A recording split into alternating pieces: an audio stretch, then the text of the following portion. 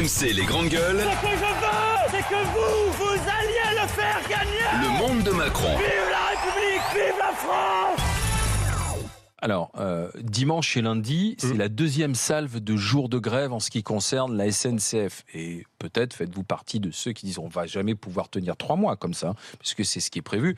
Et donc, on compte dans ces cas-là sur la politique des avancées de la part du gouvernement et des syndicats quand ils entrent en égo.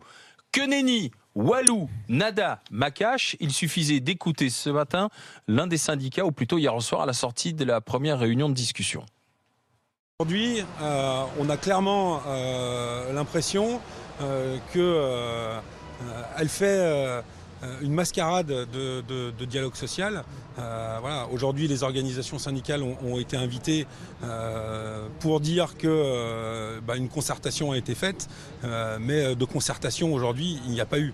Voilà, Sudrail, M. Meyer, qui nous dit pas de discussion, un gouvernement qui n'a pas de proposition, qui ne règle pas les problèmes.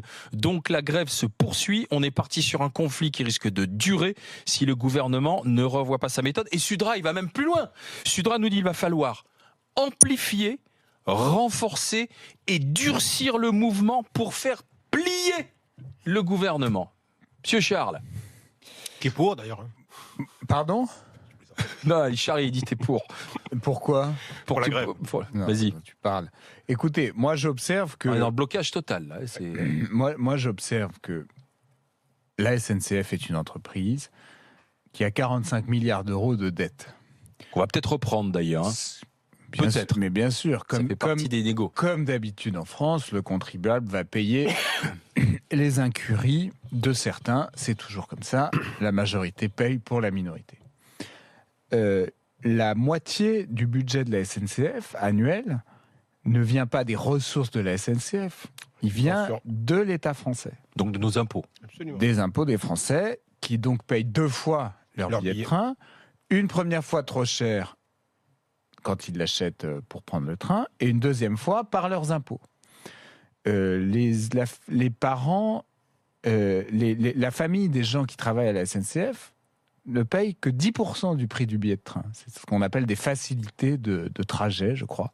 Ça, c'est pas le plus choquant. Quand c'est pas gratuit, d'ailleurs. C'est pas le plus choquant. C'est pas le plus choquant, mais tous les enfants, etc., ça fait quand même du monde, 10% du billet de train. Et en tout cas, ça leur permet pas de se rendre compte de combien coûte le billet. Et je rappelle que ça, c'est pas au cœur de la réforme. Hein. Et ça n'est même pas touché par la fin. Et alors en plus, ce que je trouve moi très intéressant, c'est que cette réforme, en fait, est extrêmement anecdotique.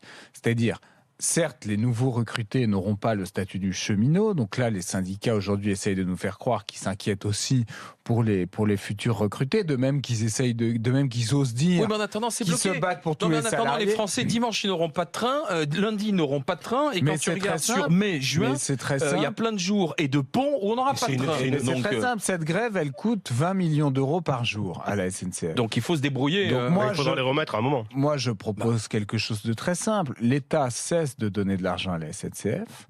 La SNCF se débrouille, elle fait faillite. Et là, plus personne prend le train. Les gens n'ont plus qu'à s'en remettre à une procédure collective. Je leur souhaite bien du plaisir pour récupérer leur salaire. Et des entreprises privées viennent prendre ce marché, qui est un marché très important, très lucratif. Donc Charles, on capote et on passe à autre chose.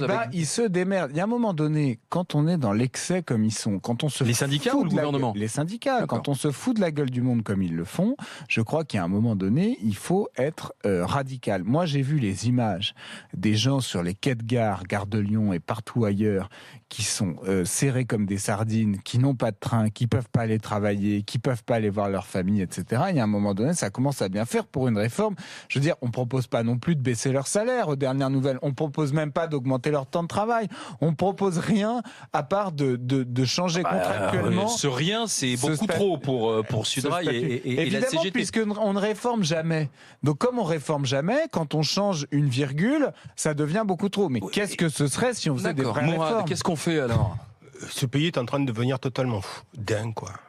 Ça donne envie de se barrer. Ce qui se passe actuellement, c'est une honte.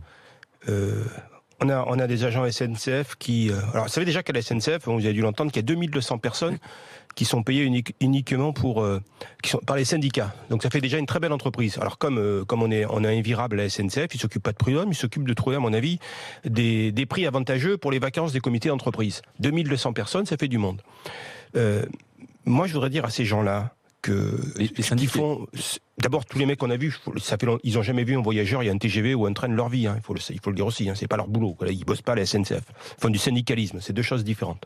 Et quelque part, ce qui se passe en ce moment, c'est entretenir leur fonds de commerce. Parce que s'ils ont envie, effectivement, comme ils le disent, de travailler pour l'économie du pays, je leur propose de créer le syndicat et de créer des emplois. Parce qu'on est beaucoup plus syndicaliste quand on crée des emplois que quand on s'occupe de les défendre. Il faut en créer pour pouvoir les défendre. Eux, ils n'en ont jamais créé de leur vie. Moi, je trouve honteux quand on a les avantages qu'ils ont. C'est insulter les autres Français. De quel droit ces gens-là à la retraite à 52 ans? Est-ce que c'est plus difficile d'être un conducteur de TGV ou de travailler aux urgences dans un hôpital ou d'être policier? Ça a été modifié quand même en 2016. De quel droit ces gens ont ces avantages? De quel droit ces gens ont ces avantages? 57. Est-ce qu'aujourd'hui, les Français ont plus besoin d'être bien soignés quand ils vont aux urgences dans un hôpital, ce qui n'est pas le cas malgré des gens qui se donnent à 1000%, qui comptent pas leurs heures? Est-ce que les gens ont besoin d'être bien défendus lorsqu'ils vont porter plainte dans un commissariat ou lorsqu'ils ont besoin de la police? Ou est-ce que les gens ont besoin d'être bien quand ils sont dans un TGV? Il y a des urgences. Aujourd'hui, je pense que ce pays a suffisamment de problèmes pour qu'on priorise les choses. Aujourd'hui, la SNCF n'est pas l'urgence absolue du pays. Faire en sorte que ces mecs, d'abord leur statut le conserve. Alors, je suis très dubitatif sur le fait qu'ils se disent on se bat pour les générations futures. Donc je pense qu'on est dans la logique tu seras cheminot comme ton père, mon fils, à peu près. C'est ça qu'ils défendent. C'est ça qu'ils défendent. Et puis, aujourd'hui, on est dans un pays où il y a quasiment 10 millions de personnes qui bossent pas. Il y a des millions de gamins qui sortent de l'école, qui sont angoissés parce qu'ils trouvent pas de boulot. Et aujourd'hui, t'as pas des nantis économiques, mais des nantis du travail, parce qu'aujourd'hui, avoir une place comme ils ont, c'est une chance.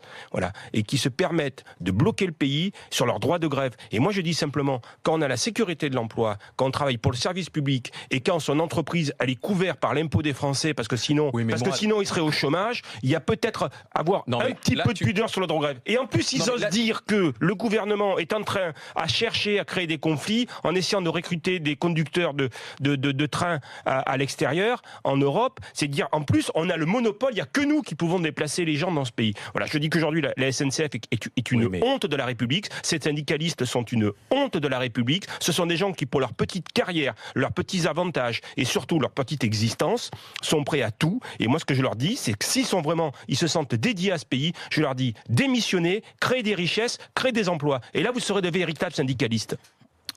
C'était ce qu'on appelle un réquisitoire. Ouais.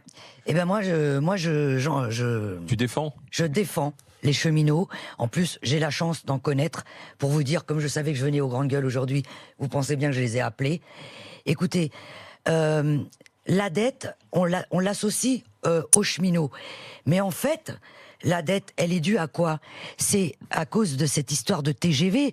Et la dette, c'est les politiques qui l'ont créée. Qui c'est qui a voulu avoir absolument un TGV Paris-Bordeaux, Paris-Rennes, Paris-Marseille? C'est les politiques. Moi, je suis désolé. Ils ont bon dos, les politiques. C'est quand même eux. C'est toujours pas de la faute des politiques. Non, si tu veux, les gens est à la retraite à 50 ans, mais c'est la faute des politiques. Je voudrais dire autre chose. Elle a raison, Je voudrais dire autre chose.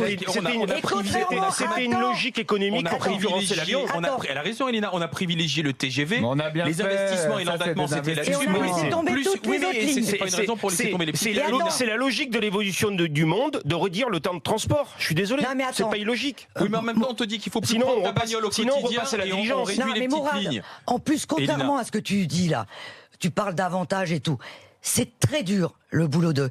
C'est plus dur qu'urgentiste. Attends. C'est plus dur que policier. Attends, écoute. Est-ce que c'est plus dur qu'urgentiste ou policier? Non, mais attends. Non, mais je te les opposer. Écoute, je les oppose pas, mais est-ce que c'est plus dur? C'est la même chose. Et d'ailleurs, il faut qu'ils arrêtent de se misérabiliser aussi. Moi, demain, parce que si les leur boulot était très dur, grève, je les suis aussi. Si leur boulot était très dur et qu'il était vraiment aussi dur que ça, ils démissionneraient. Écoute, moi, les mecs, mais non, ils démissionnent pas. Moi, les mecs que je connais, pourquoi ils démissionnent pas? travaillent Pourquoi ils sur les démissionnent pas? rails. Pourquoi ils démissionnent pas? Parce qu'ils ont que ça, c'est un petit boulot de merde. Ils ont que ça pour faire vivre leur famille. Tu crois qu'ils ont les moyens de démissionner? Moi, j'ai été élevé. Et tu sais que c'est j'ai été tellement- élevé d'une autre façon. Quand je veux quelque chose, là, je vais descendre parler. dans la rue et lever le bras, ça suffit C'est pas. peu attractif. Elina. Je vais te dire, c'est tellement peu attractif. Actuellement, il y a des postes vacants à la SNCF. Mais quand tu dis à un jeune, je vous préviens, à Noël, tu travailleras la nuit, tu feras les 3-8, tu feras. Il y a beaucoup de boulot. Tu Oui, travailles je Noël, sais. jour Bah férié, oui, la mais en nuit plus, en décalé. je Je suis Noël, d'accord, tu bosses à Noël mais aussi. quand en plus tu leur dis combien ils vont gagner, bon alors là, tu vois. Non, mais c'est pas aussi attractif De qu'on toutes le les pense. manières, on est parti là. Pour le moment, on est vraiment dans le on peut blocage, très dire, le on- rapport de force, même si on sait que c'est toujours un peu comme ça que ça se passe. On voit mal ce qui pourrait débloquer et on y reviendra tout Déjà à qu'on l'heure. arrive à avoir de l'eau dans les toilettes des TGV, ça sera une grande avancée sociale pour les Mais par voyageurs. contre, On en il pourrait reparlera. réfléchir comment développer l'activité de la SNCF. Peut-être, je sais pas, à l'intérieur, comme les avions. Je sais On en pas, un reparlera tout tabac, à l'heure une avec boutique, Jean-Baptiste Djebari, il est député La République En Marche et c'est lui le rapporteur de la réforme SNCF. Tiens, puisqu'on parle du climat social, vous savez quoi? Je vais vous montrer Carlos Tavares. Vous savez quoi? Carlos Tavares, c'est le patron de PSA, le groupe Peugeot Citroën, qui devient aussi le patron d'Opel. Il va toucher une rémunération exceptionnelle d'1 million d'euros et c'est ça aujourd'hui dans le monde qui fait tousser aussi beaucoup de gens en disant Tavares, 1 million d'euros tout simplement. Pourquoi? Parce qu'il va mettre en place le plan redressement de la filiale allemande et pourtant Opel perd de l'argent. Opel Gagne. a perdu 179 millions d'euros à compter de son intégration dans les comptes de PSA. Et ce qu'on attend de M. Tavares, c'est le plan de restructuration d'Opel pour faire en sorte qu'Opel de nouveau gagne de l'argent. Mais avant même d'avoir les bons résultats, c'est normal de donner à un manager 1 million d'euros. Je m'adresse à toi, Mourad Boudjelal. Je pense que son boulot n'a pas juste de consister, comme je l'ai lu, à licencier des salariés. Ça va aussi consister à optimiser les ressources de l'entreprise, à optimiser le temps de travail, à optimiser les charges autres que les salariés. Donc c'est un vrai boulot. Et si à l'arrivée, effectivement, il y a un résultat, je trouve ça tout à fait normal qu'il soit rémunéré dessus. Après, effectivement, le problème, c'est que s'il n'y a pas de résultat. C'est-à-dire Le million, la mise en œuvre du plan, tu comprends? C'est Oui, comme si on te disait, toi, tu mets en œuvre le plan de redressement dans une entreprise et on te donne déjà 1 million d'euros. C'est pas bizarre. Si demain on te disait, vous allez vous occuper de la mise en œuvre de ce plan, est-ce que tu t'en sens capable? Si je suis embauché pour ça, j'ai un salaire pour ça. Et à la fin du Aujourd'hui, à cette résultat, échelle-là, je m'en sens pas capable. Voilà. Donc, quelque part, c'est pas anormal qu'il soit payé pour ça à une échelle non, d'un mais il million. est déjà payé pour ça. Oui, mais c'est un truc en plus, ça. Moi, je m'en sens pas capable. Voilà, je m'en sens pas capable intellectuellement de monter un plan comme ça. Surtout qu'il a déjà un salaire de plusieurs millions d'euros, Carlos Tavares, de toutes les manières. Tu n'es pas choqué par ce qui est le cette plus prime choquant dans les salaires, c'est pas le montant du salaire. Parce que c'est pas un entrepreneur, c'est un manager, Tavares. C'est le rapport entre la richesse qui est créée et le salaire qui est mis en face. Voilà. Moi, si quelqu'un touche 10 millions, mais qui crée 100 millions ou 1 milliard de richesse, je trouve pas ça choquant. Ce que je trouve choquant, c'est quand quelqu'un a une très forte rémunération et qui crée aucune richesse. Ça arrive. Moi, ce que je trouve choquant, ce sont les écarts de salaire qu'il y a aujourd'hui et qui sont en réalité sans précédent historique. On est à une période de l'histoire où les gros salaires sont dans des proportions plus élevées que les petits salaires, sans précédent. Et moi, je trouve que toutes ces entreprises, après, on lui donne 1 million, il faut savoir que l'État va prendre 500 000 dessus, puisqu'on est dans un pays où, de toute façon, on donne la moitié de ce qu'on gagne à la collectivité. Ça relativise un tout petit peu. Mais je pense que un peu plus que 500 000. S'il reste, voire plus que 500 000, en effet, dans son cadre. Il aurait fallu lui donner plus d'1 million. Il aurait fallu lui donner plus d'1 million. J'appelle le conseil. Vous allez avoir des amis au 32-16 dans le DG. J'appelle le conseil d'administration du groupe auquel il appartient à lui donner 2 millions pour qu'il puisse en avoir un pour lui. Et éventuellement, s'ils en ont un pour nous, s'il on peut le prend me aussi. rétrocéder 100 000 pour avoir procédé à cet appel, je cracherai pas dans la soupe. Non, ce que je veux dire, c'est que toutes ces entreprises, moi, ces gros salaires ne me choqueraient pas s'il n'y avait pas des smicards dans ces entreprises, s'il n'y avait pas des gens payés misérablement. Or, ce sont des grands groupes, comme tous les grands groupes, dans lesquels il y a de très nombreux salariés qui sont très mal payés. C'est valable pour toutes les grandes entreprises. Et je trouve que c'est devenu insupportable et que le cynisme des dirigeants qui se disent, de toute façon, comme il y a beaucoup de chômage, les gens sont obligés d'accepter ces emplois-là. Il y a un marché du chômage, bien sûr. La loi de l'offre et de la demande les employeurs, ça les arrange bien. Voilà, la loi de l'offre et de la demande fait qu'on peut les payer très peu. Ça, je trouve que ça n'est plus supportable. Donc j'appelle ce matin Monsieur Tavares et tous les autres autres patrons très bien payés en France à mieux payer leurs salariés parce que ça leur rendra service à eux aussi. Après, si la France redevient un pays prospère, ce qu'elle n'est plus du tout aujourd'hui. Il y a patron et patron.